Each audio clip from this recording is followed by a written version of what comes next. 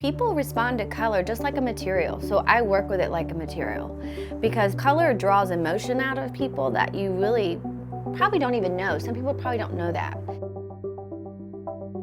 My name is Locklear, and I have been making jewelry since I was in school. I had a corporate life for about 11 years, and I always wanted to finish my degree. And so I went to East Carolina and finished my undergrad in metalsmithing and jewelry.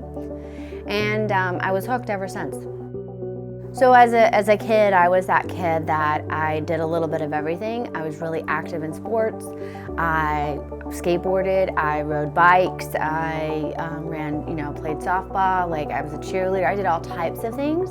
And my father was a mechanic for Black & Decker, and he had a shed growing up, and I was always in there with my dad. So I was always fiddling and piddling and working in the shop with my dad. And I can remember making my very first wood bench when I was with scrap. So it was always something I just was really working with my hands from a young age. Growing up as a kid in the 80s, I was heavily influenced by television at the time. MTV was, erupting. There was a lot of things going on television that just wasn't around. But I was that kid that wore the big hoops, lots of rings, I wore lots of necklaces. I was all into that, and still am. And so then when I got to ECU and I started taking jewelry classes, I worked at a tattoo shop at the time, and all my friends skateboarded, or they would ride their skateboard to work, and they would talk about these objects like, oh, my deck just kicked the bucket, oh, my deck just died. And I was like, man, they're really talking about these objects like real people, like really important objects, people in their life. And these conversations around these skateboards really became more and more important. And so I interviewed about 13 of my friends who skateboarded, and I asked a ton of questions, and I kind of kept a ledger. And it was all these life-affirming conversations of, I skate because I breathe. I skate to make sure the environment is healthy. I don't want to add to the pollution. There were all these plethora of things that were happening in conversation. And through those conversations, I actually started reaffirming and remembering who I'd forgotten I was, and really remembering what was important to me as a person. And my skateboard community and these objects kind of saved me from a very depressed and dark place from leaving corporate. And it was this revelation I had. And one of the things, if you skate, or if you know anyone that skates, or you have kids that skate, you know that skateboarding and those boards hold memories of times and places that are the most important to you. They hold these memories that are just really vital.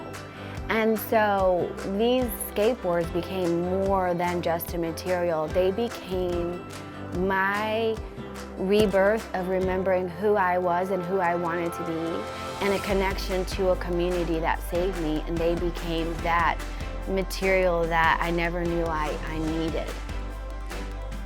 My jewelry saved me from a really dark place.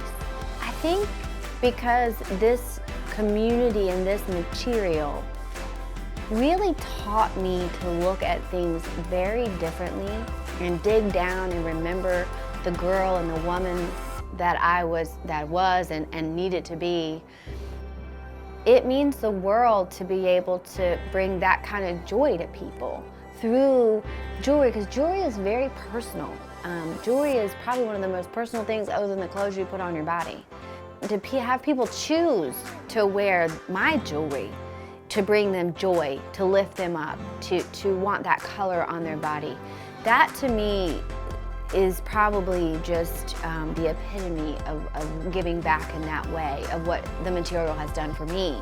I mean, the biggest compliment to me is when someone is like, I wear my hoops every day, or I wear my brooch all the time, and that's the biggest, that to me is the best feeling ever, because that means, you love it. And that's what I strive for every day when I make jewelry.